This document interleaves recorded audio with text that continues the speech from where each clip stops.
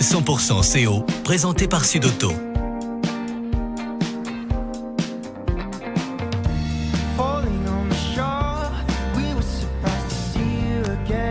Nouveau Citroën Berlingo. On n'a pas inventé la famille, mais la voiture qui va avec. Citroën. Le nouveau Citroën Berlingo, disponible chez Sudauto à Castres, Mazamet et Revel. 100% CO. Tous les jeudis soirs de 19h à 19h30.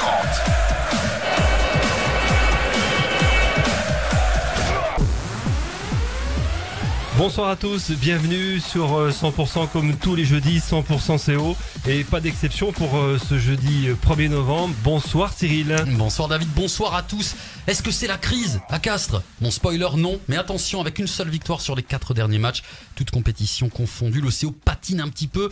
Est-ce que le CO est en train de gâcher son bon début de saison? On va très vite le savoir avec la réception samedi à 18h45 de Pau. Match qui va être extrêmement important, surtout après la lourde défaite à Clermont. Pour en parler, mais aussi pour parler d'eux, nous accueillons ce soir le deuxième ligne, Christophe Sanson. Salut Christophe. Salut. C'est sa première dans 100% CO et à ses côtés, alors lui c'est sa deuxième ou troisième visite, Julien Dumorat. Salut Julien. Bonsoir. Alors messieurs, pour une fois c'est moi le plus en canne dans cette émission parce que vous êtes malheureusement tous les deux blessés. On va prendre un peu de vos nouvelles. Toi Christophe, t'es touché au doigt. Comment tu vas et tu espères reprendre quand? Eh ben, tout se passe bien. Pour l'instant, j'ai été opéré le 17 novembre.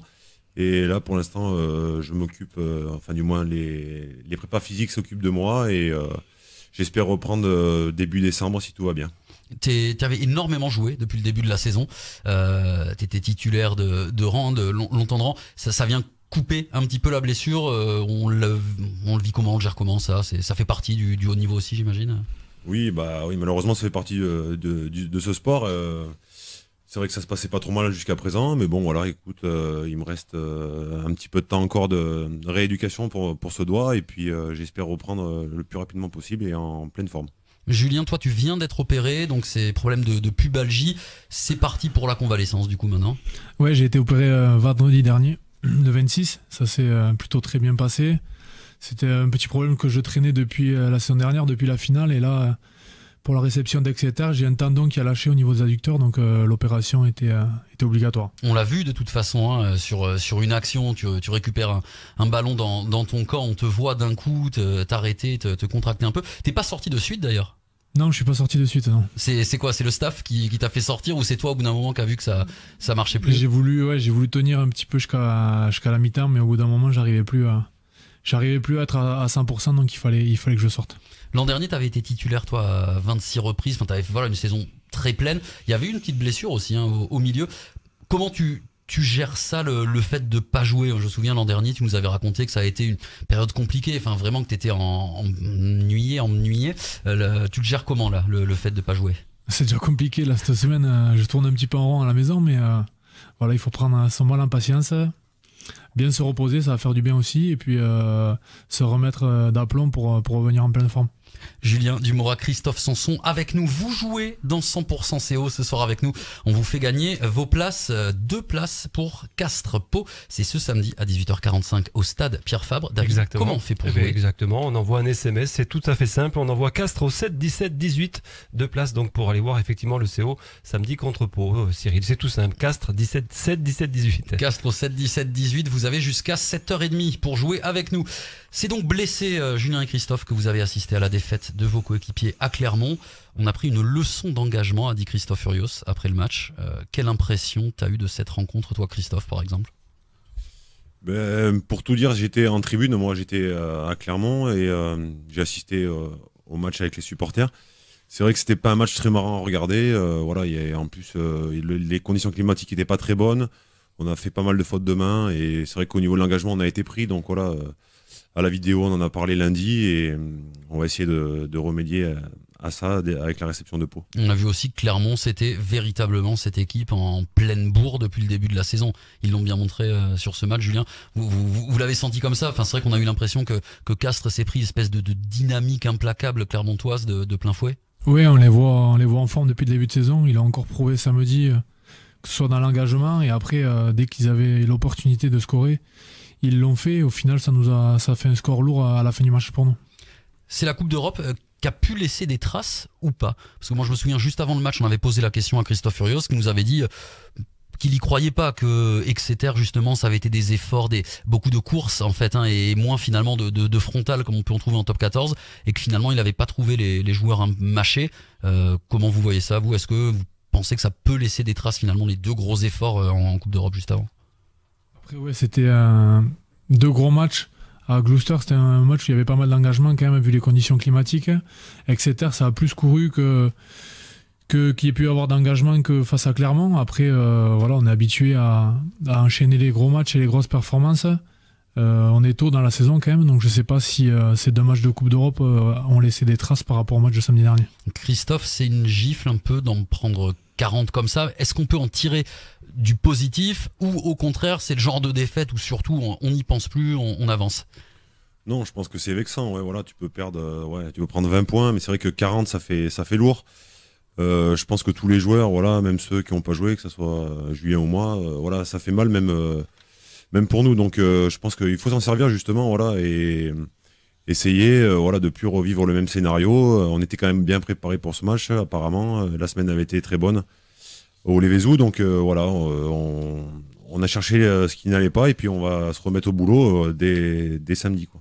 Alors justement, ça c'est un peu la question qu'on se pose. Alors quand je dis on, c'est les observateurs locaux, les supporters, etc. Vous, comment vous le voyez? Est-ce que une fois qu'on a passé tout ça, juste avant Pau, au moment de recevoir Pau, est-ce que le CO a plutôt réussi, là on arrive fin octobre, est-ce qu'on a fait un bon début de saison, ou est-ce qu'on fait un début de saison mitigé? Comment vous le voyez-vous? Parce qu'il y a eu quand même de très très bonnes choses, les victoires à l'extérieur, Montpellier-Toulouse, des belles performances à domicile, la Coupe d'Europe qui est plutôt bien parce qu'on est encore en course. Et à côté de ça, il y a eu d'autres soucis. Comment vous le voyez, vous, les joueurs de l'intérieur? On se dit c'est pas mal, ou au contraire c'est un peu dommage? Comment vous voyez ça? Moi je pense que on fait un bon début de saison. On va chercher une victoire à l'extérieur à Montpellier sur la première journée. Voilà, on n'est pas loin de passer la victoire à Toulon aussi. Je pense que par rapport au début de saison de l'année dernière, on fait un bon début de saison. Je pense qu'on s'est plus déplacé qu'on a reçu en top 14. À part voilà, l'échec face au Stade Français qui comptablement nous arrange pas trop. Mais sinon, je pense qu'on fait un plutôt bon début de saison. Christophe, pareil, toi, tu vois plutôt plus de choses positives que négatives en tout cas? Bah c'est sûr qu'au vu du calendrier qu'on avait en début de championnat, on savait que ça allait être très difficile. Voilà, donc le fait de bien commencer, d'avoir gagné à Montpellier, d'avoir gagné au Stade Toulousain, c'est des bonnes choses. Après, c'est vrai, comme disait Julien, ce match contre le Stade Français, voilà, il a mis un petit coup d'arrêt. Juste avant la Coupe d'Europe en plus, on a une coupure là un peu longue. On reprend à Clermont, toujours compliqué. Et, voilà, mais maintenant il faut relancer un petit peu la machine. C'est vrai qu'on a eu un petit passage un peu moins bien. Et voilà, j'espère que samedi, tout va rouler pour nous. Il est un peu plus fou, on a l'impression, chaque année, ce top 14, dans le sens où l'an dernier, le mouvement avait déjà bien commencé. Cette année, on a l'impression que tout le monde peut aller gagner n'importe où. Domicile extérieur, c'est fini. Vous le sentez, vous aussi, quand vous en parlez forcément entre vous, il n'y a plus vraiment de forteresse dans ce top 14. Oui, ça devient de plus en plus compliqué tous les week-ends. Toutes les équipes peuvent prétendre à aller gagner partout. On le voit tous les week-ends qu'il y a des fois des surprises. Et voilà, c'est pour ça d'autant plus que c'est compliqué. Il faut être vigilant à chaque match. Surtout nos matchs à domicile qui sont très importants. Et surtout le match contre Pau, ce sera samedi 18h45. Oui. Ce sera à Pierre Fabre et à vivre bien sûr sur 100%. D'ailleurs, on vous fait gagner les places pour le match contre Pau. Vous faites comment pour jouer avec nous et gagner vos places, David? Vos places en tribunerie en plus, de très belles places. Oh là là. Oui. Alors on envoie Cyril, on envoie Castres au 7 17 18. Envoyez Castres au 7 17 18. 2 places pour samedi, le CO qui reçoit Pau. Julien Dumourat, Christophe Sanson avec nous dans 100% CO. On va passer au questionnaire 100%. Aïe. Les questions que personne ne se pose, nous on vous les pose. Alors ça parle très peu de technique de passe, Christophe, je te le dis, toi c'est la première fois. On est plus sur le mental, sur le vous intérieur. Non, je déconne, on est sur des questions essentiellement bêtes, mais on a une équipe d'auteurs, il faut bien les faire bosser. Alors Christophe, quel est le joueur qui dans toute ta carrière t'a le plus énervé sur un terrain? Celui qu'il faudrait pas que tu croises dans une ruelle sombre. Il y en a beaucoup. Le soupir, je sais pas si c'est un soupir, je sais pas, ou il y en a trop. qui m'a le plus énervé, c'est vrai qu'il y a quand même pas mal de pénibles, si on peut appeler ça comme ça, c'est pas négatif, mais il y a des joueurs qui sont durs. C'est compliqué d'en sortir un du lot, franchement. C'est forcément des avants ou des demi de mêlée? Plus les avants, ouais. Ouais, voilà. Déjà, même dans notre équipe, des fois, il y a des joueurs qui t'énervent. Voilà. Donc, voilà.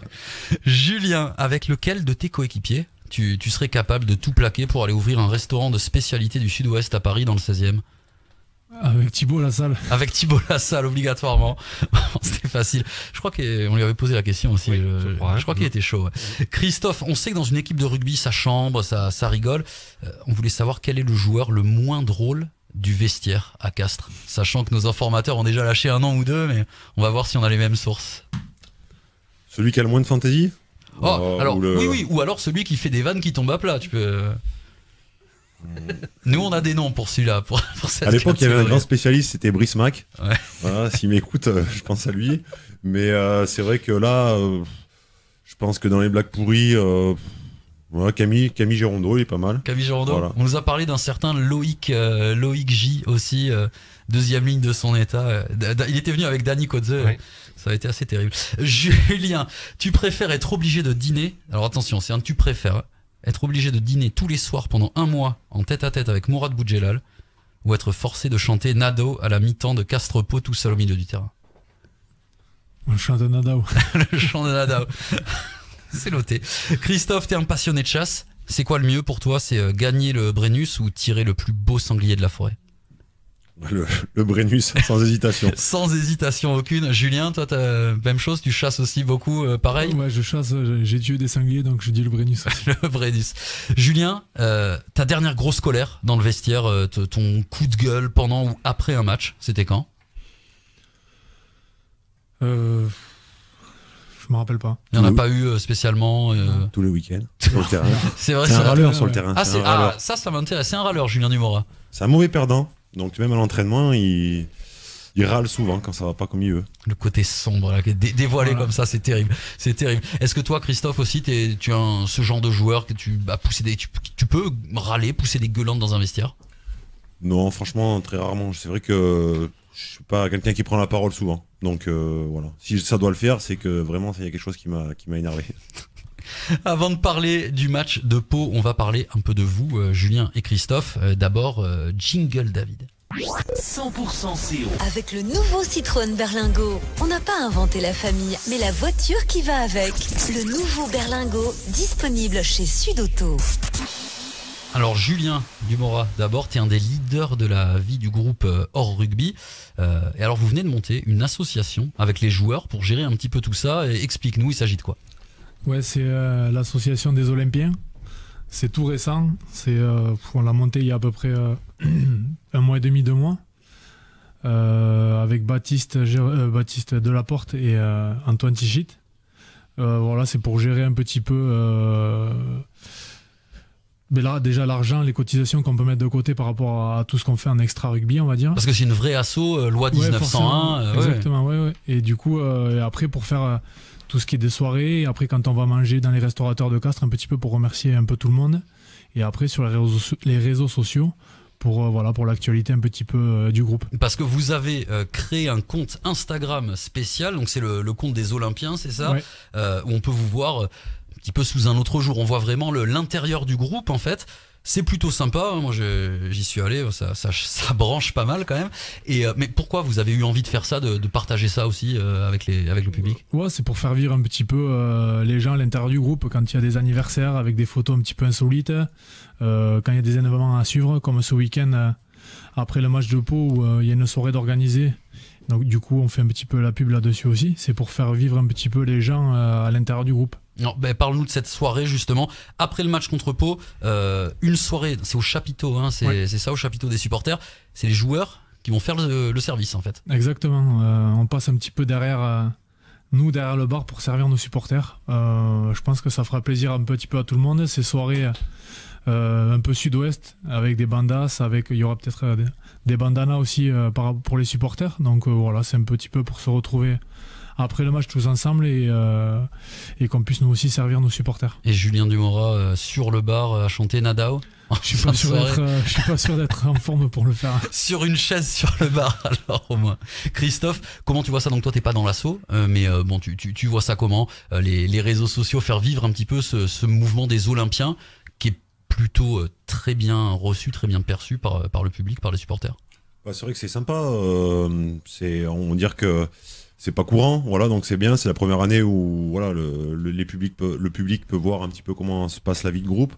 Et c'est vrai que tous les joueurs, on est quand même concernés par ce groupe-là, les Olympiens. Et je pense que j'espère du moins que samedi soir, la fête sera belle. Voilà, un bon match et une victoire contre Pau. Et pour pouvoir après savourer avec les supporters et nos supporters particulièrement. On va en parler de ce match justement contre Pau. Un mot d'abord avec toi, Christophe. Toi, on en parle à chaque fois avec les joueurs qui viennent. Toi, tu es en fin de contrat à l'issue de la saison.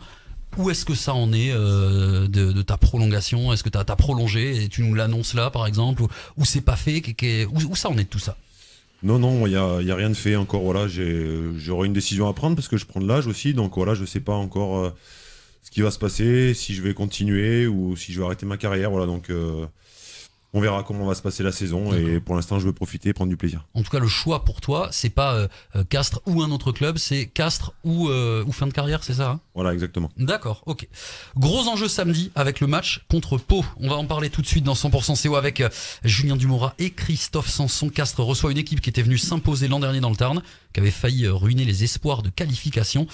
Christophe, il est essentiel, ce match. On est obligé, même sans parler de résultats, mais au moins de relever la tête en fait.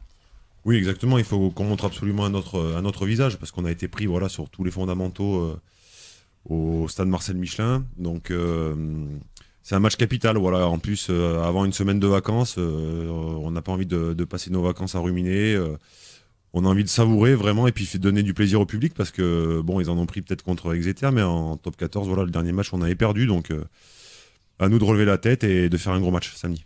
On imagine, Julien, que le staff attend une grosse réaction de l'équipe. Ouais, forcément, il faut qu'il y ait une réaction par rapport à la déroute du week-end dernier à Clermont, comme l'a dit Christophe, où on a été un petit peu secoué sur les fondamentaux de ce jeu. Donc j'espère qu'il y aura une belle réponse de la part du groupe et j'en doute pas. Qu'est-ce qu'on se dit justement, ça m'intéresse bien, entre joueurs, quand on a besoin de s'y remettre justement sur les fondamentaux, sur l'engagement, parce que vous êtes quand même tous des professionnels, vous êtes champions en titre, vous avez tous des carrières derrière vous, donc ce sont des choses, on imagine que c'est pas juste se dire allez les gars, on se bouge. Qu'est-ce qu'on se dit, qu'est-ce qu'on peut mobiliser comme levier entre vous? Après, ce qui est vexant, c'est c'est le score, quoi, 40 points. En plus, on peut dire que c'est un peu notre point fort, c'est l'état d'esprit quand même. Ah oui, et sur ce match-là, c'est vrai qu'on n'a pas montré grand-chose. Donc, c'est vexant, quoi. On est tous compétiteurs et je pense qu'on aura tous à cœur de se racheter des samedis. Julien, cette équipe de Pau, tu la regardes comment là depuis le début de saison? Débuté un peu de manière compliquée, puis on a l'impression qu'elle est bien revenue. Ouais, j'ai l'impression qu'elle revient bien. Elle sort d'un gros match quand même au Racing 92 le week-end dernier où il marque, je crois, 4 essais. C'est une équipe très joueuse qui tient le ballon, qui met des longues séquences de jeu. Donc il faudra être bien en place défensivement et un petit peu patient comme on a pu l'être contre Exeter. C'est un petit peu le même style qui met du beau rugby en place et qui n'hésite pas à faire bouger le ballon. Donc il faudra être bien en place défensivement pour pas qu'ils nous mettent à mal sur leur séquence offensive. Ce sera samedi à 18h45. Ce sera à vivre sur 100% évidemment, comme tous les matchs, en direct et en intégralité à partir de 18h15 avec Brice Vidal et Alain Gaillard aux commentaires. On peut aller au stade aussi. Et évidemment, vous pourrez peut-être le voir au stade. On vous fait gagner vos places sur 100%. David, comment on fait? On envoie Castres au 7 17 18. Vous le dites tellement bien, pour le redire. 7 17 18, voilà. 2 places à gagner en tribune Rouille pour aller voir donc le CO contre la section. Et Brice Vidal qui vous fait vivre certaines rencontres du Castres Olympique, qui essaiera de décrocher sa première victoire de la saison. Voilà. Je sens que vous branchez un peu, Cyril. Non, mais c'est vrai, il a commenté le Stade Français, il a commenté Exeter, il a commenté Clermont pour l'instant, l'ami Brice Vidal. Donc voilà, il essaiera de décrocher sa première victoire. Voilà. Alors que moi je veux faire un petit coucou parce qu'il y a le fils de Julien Dumora qui est là, qui est avec nous, le petit garçon de Julien qui est là avec nous en studio. C'est presque fini, t'as été super sage, Louis, t'inquiète pas, c'est très bien. Ouais, tu repartiras avec un micro, avec David. On peut en profiter, Cyril, pour signaler que cette émission est disponible en podcast vidéo. Dès demain, on pourra la regarder.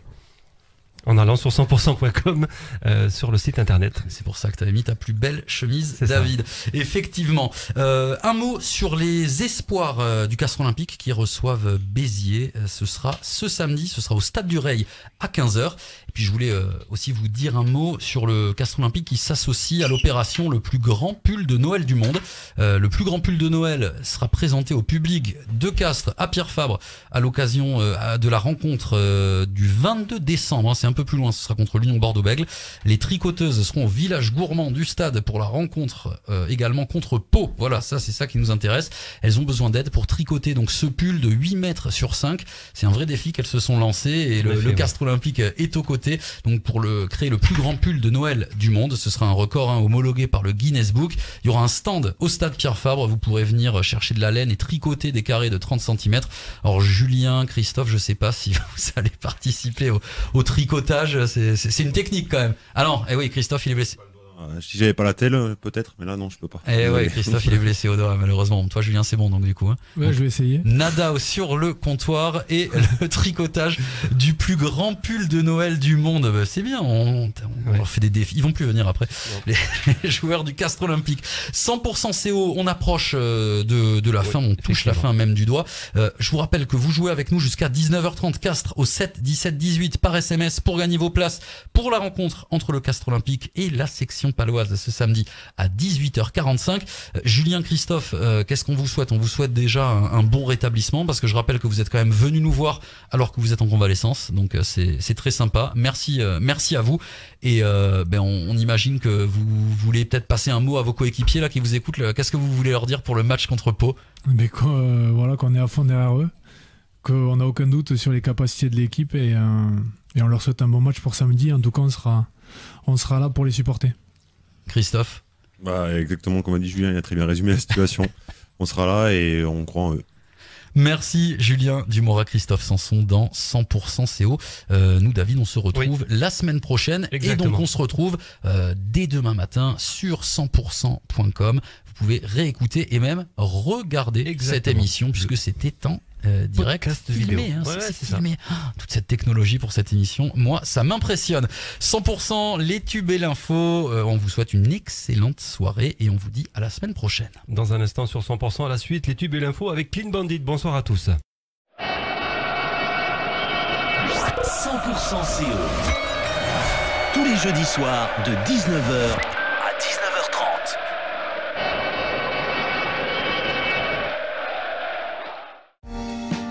Vous avez suivi 100% CO avec Sudauto. Citroën. Le nouveau Citroën Berlingo, disponible chez Sudauto à Castres, Mazamet et Revel.